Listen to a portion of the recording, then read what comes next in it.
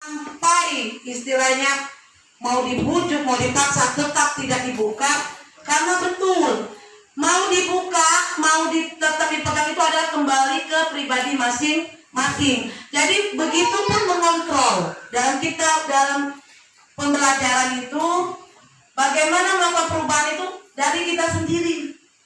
Jadi kalau kita mau mantap di tempat yang sekarang, atau kita mau melangkah maju, itu kembali ke pribadi masing-masing. Mau bapak kepala sekolah memaksa misalnya ibu ya ini bla bla bla, atau itu kembali ke saya sendiri. Kalau saya memang ingin melakukan perubahan, berarti saya akan melangkah maju. Kalau saya merasa sudahlah cukup kok batas ini saja, berarti tadi saya tidak akan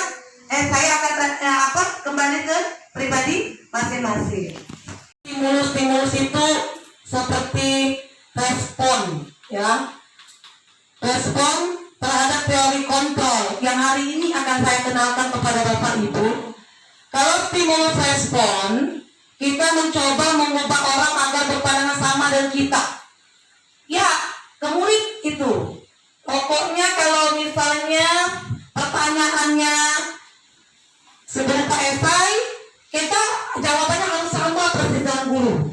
Nah, itu kalau stimulus respon. Sama seperti pendapat. Jadi kita kalau pendapat berbeda itu tidak diterima. Tetapi kalau dalam teori kontrol, kita memahami bahwa pandangan setiap orang atau setiap murid itu berbeda-beda. Jadi perubahan. Yang kedua adalah perilaku buruk dilihat sebagai suatu kesalahan. Misalnya murid ini di kelas itu mencoret-coret kertas, misalnya.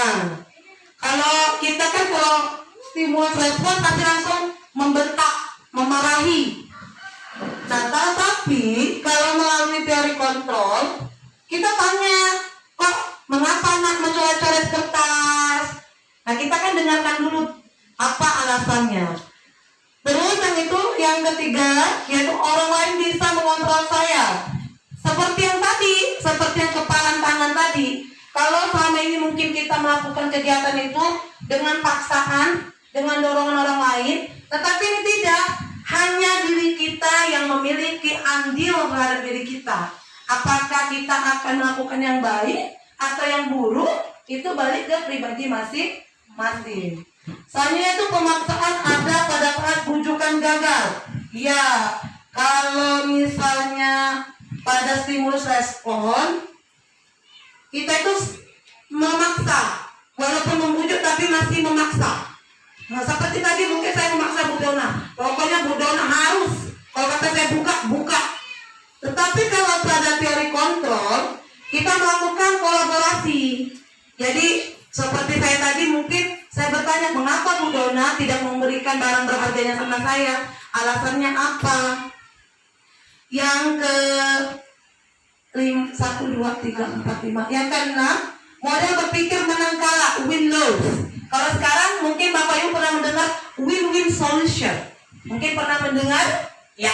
Mungkin Bapak-Bapak di DPR pernah melakukan ini. Jadi win-win solution itu jadi kita tidak ada yang kalah, tidak ada yang menang.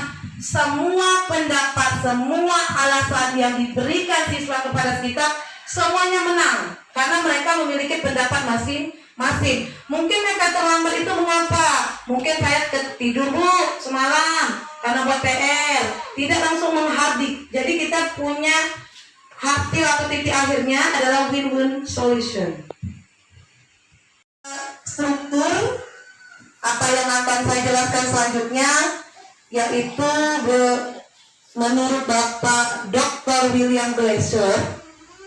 Yang pertama yaitu Anda tidak bisa mengontrol orang lain, hanya Anda yang bisa mengontrol diri Anda.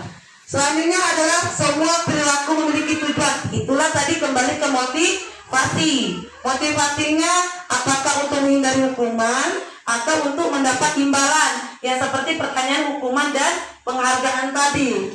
Yang ketiga yaitu untuk menghargai diri sendiri. Selanjutnya yaitu 5 posisi kontrol. Nanti akan saya jelaskan selanjutnya. Ada 5 posisi. Terus kebutuhan dasar manusia, ada 5 kebutuhan dasar.